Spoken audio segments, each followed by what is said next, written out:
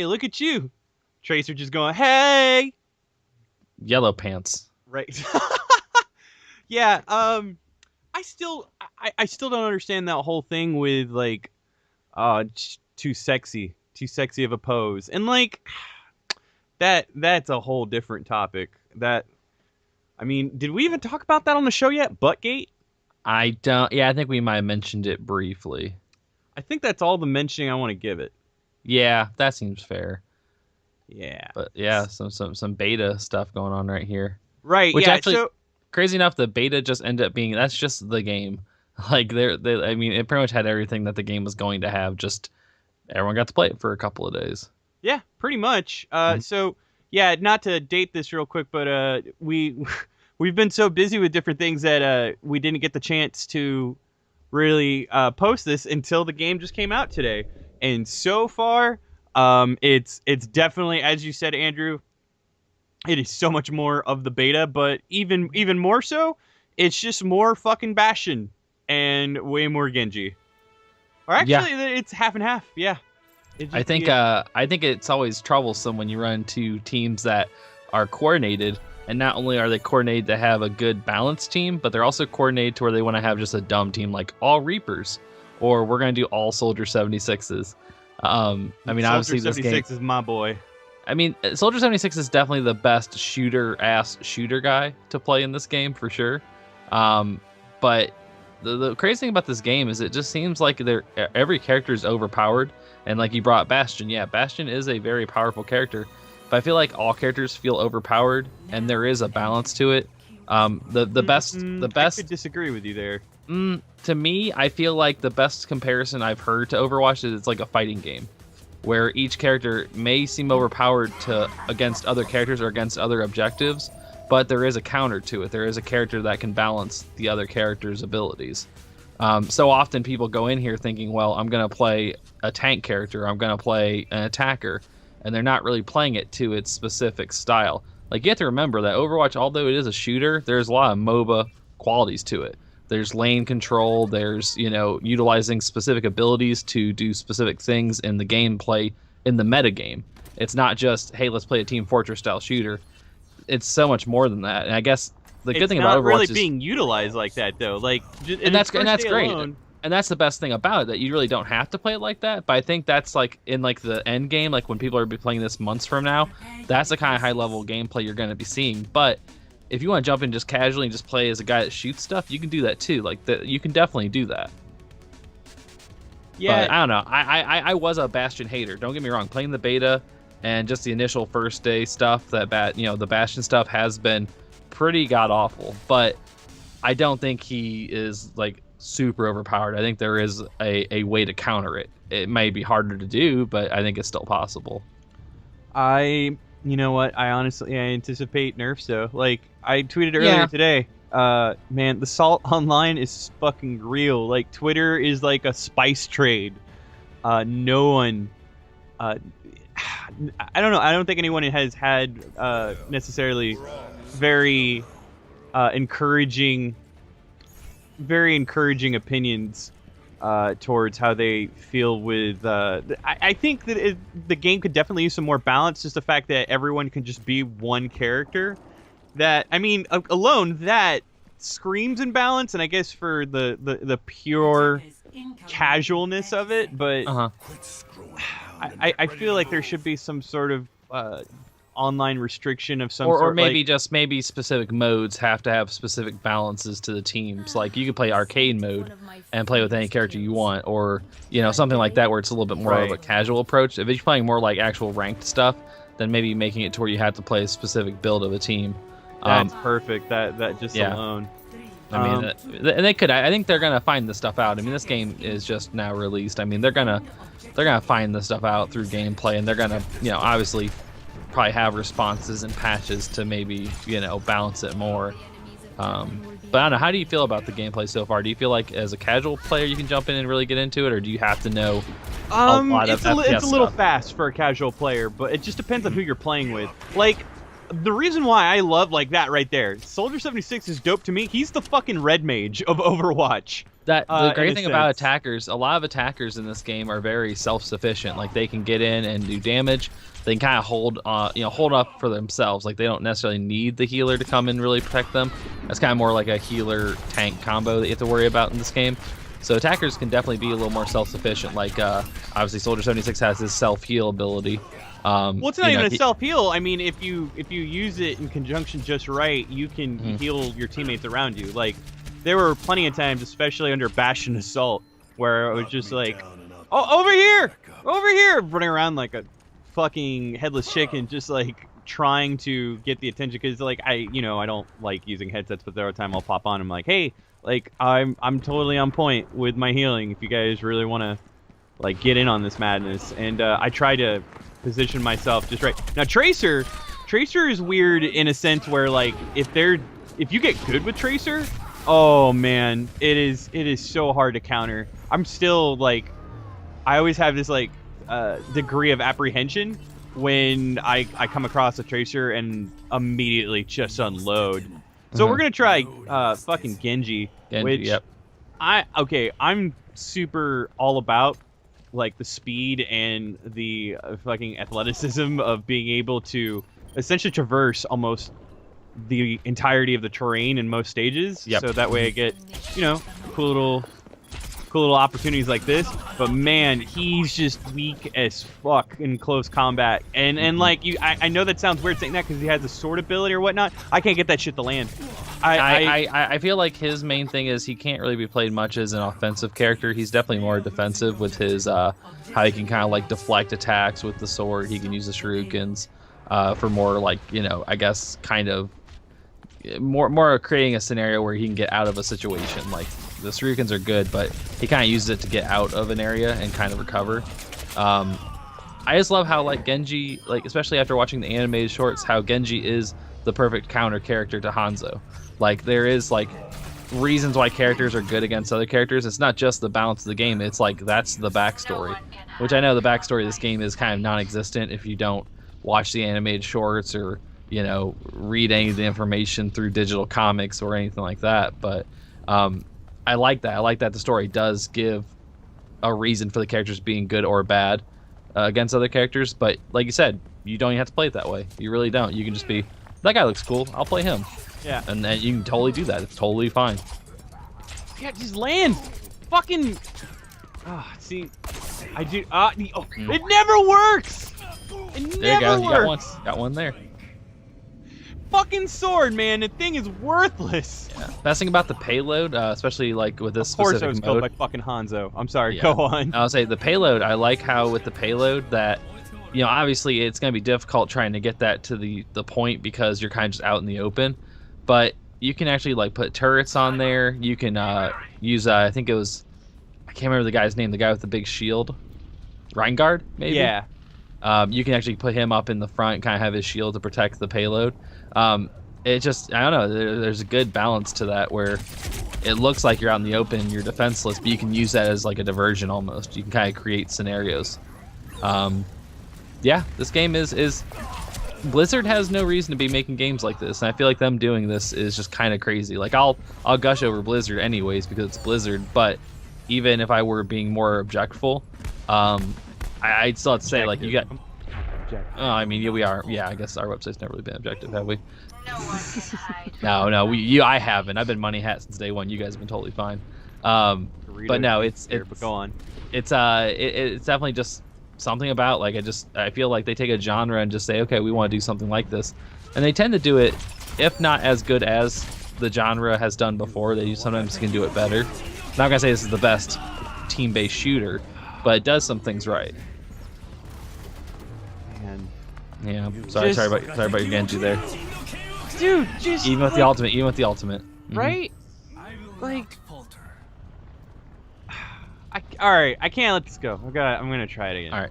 Just, but yeah, there are moments though where I don't know. I feel like the matchmaking isn't exactly the best, but I think that the flexibility between Damn, at least took him with you, didn't you? Unless you got that kill. think I did. Oh man, that's unfortunate. Fucking did. Oh, yeah, that dude with the shield who's cheap as fuck. Yeah, all right, cool. Great.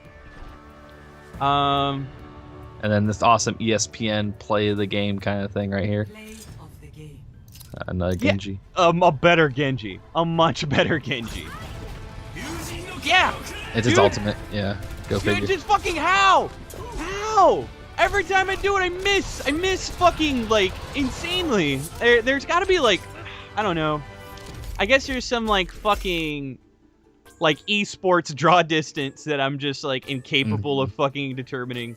I do feel like playing on consoles can be almost a disadvantage. Like, I know they're not doing cross-platform play, but I feel like if this level of play on console, like, the PC stuff's even crazier because, I mean, this game, even Blizzard came out and said, like, that's the reason why I'm not doing cross-platform play is because the keyboard and mouse guys have a distinct advantage over console players using controller. So, I mean, that might be part of it, too. Like, you might have people that play this that have played nothing but console multiplayer games, and they just know, like, they have that reaction time that just is kind of inherent in a first-person shooter. All right, so got some we're going Tracer with now. Tracer because I will say that Tracer, in terms of like her base abilities, definitely a beginner, like a very fucking user-friendly beginner character, especially for frenetic movement in a way that doesn't disorient you when using it, and you can actually acclimate like very well. Definitely, I don't know. It's almost like I try to avoid playing Tracer because I feel like my skill set is a little too advanced to justify using Tracer, if that makes sense. I mean, I know that sounds really arrogant, but it's almost like a challenge. And I love that a lot of the character sets, like there are a lot of characters I just know that no matter how much more familiar or how much more skilled I will get at the game, that I still just won't touch. It's like you mentioned earlier, as far as Street Fighter, they're just characters that will determine, like they'll demand a certain skill or certain fucking really, you guys? Come on. Hey man, the ancient battle of the dragons right here with Genji and Hanzo. God damn. Always fighting. Anyways, fucking chill your Scorpion Sub-Zero shit out, man. Yeah, there are just certain characters that I don't know. Well, at the very, I guess I don't know if I can use that analogy, you know, to a point, only because like I would say that Ryu and Ken, they're definitely, I wouldn't say beginner characters, as they do have a lot of advanced fundamentals that, like, you know, pro players can use, but they're definitely starter characters. I don't know, maybe Tracer. Well, I did mention they're good Tracer players. All right, so I'm going to retract a bit of my statement. I would say with starter characters, I feel like Soldier 76 is definitely, like you said, like a good starting character. Like his stuff is pretty easy to figure out, and his ultimate's just point at stuff and shoot. Fucking point and shoot, indeed. God, what is this leash bullshit? Best thing about this game is it doesn't actually, like, if you play a class that you don't, I normally never play any kind of tank characters or healers in games, and this game you can actually do it and still feel like you're accomplishing something. Like, I can play a healer and feel like I'm contributing to the team's overall goal. I don't have to be the guy getting all the kills, and they're actually fun to play, and they can kind of hold their own. Like, they're just not like glass cannons, you know, like where they heal or do stuff from the back and then they get into a bad situation, they just get killed instantly. Like, they can still hold their own, even if the one is kind of a shitty DJ and no one really likes them. Yeah. Like, God, this fucking asshole with a hammer and shield. God damn. See, a good thing for that is, like, you need something like a Pharaoh, where you can go from up above and take them out, you know, from the top. Taking them down on the ground is just not going to work with that shield. Yeah, I also there are times where this game does require a great deal. Oh, Jesus. A great deal of communication, because that whole time I'm just like, where is everyone? It's so hard to play with random people, especially if you have a team build that doesn't really work. Like, you can go in playing with a bunch of random characters as long as you're communicating and figuring out what you're supposed to be doing. But if you're playing with random people and you don't really know how to play the characters or play together as a team well, yeah, you're kind of hosed. Yeah, they're just Shoo. I don't know. A There are couple in there, certain. nice. Yeah, this fucking dude. Nice. There, dude. Where is everyone? Yep. Don't even know where the rest of the team is. Anyway, there are certain ultimates though that, oh god, they are worthless. Again, you know, I didn't imagine that we'd be making a lot of Street Fighter comparisons, but I kind of, you know, I would hope to see, depending, I don't know if it would create a lot of imbalance, but I hope to see that Blizzard would provide some post support where it gives characters multiple ultimates to choose from their loadout. That'd be interesting. Yeah, definitely. Yeah, I mean, they're like that. It's just it's poopy. I took out a turret, everyone. Look how fucking accomplished that is. Those are the worst players of the game. The damn turrets. Fuck those. It does get to be like a bit troublesome though when like that's I think that's why a shitload of Bastion players are terrible. Well, no, there's a little troll engineer dude.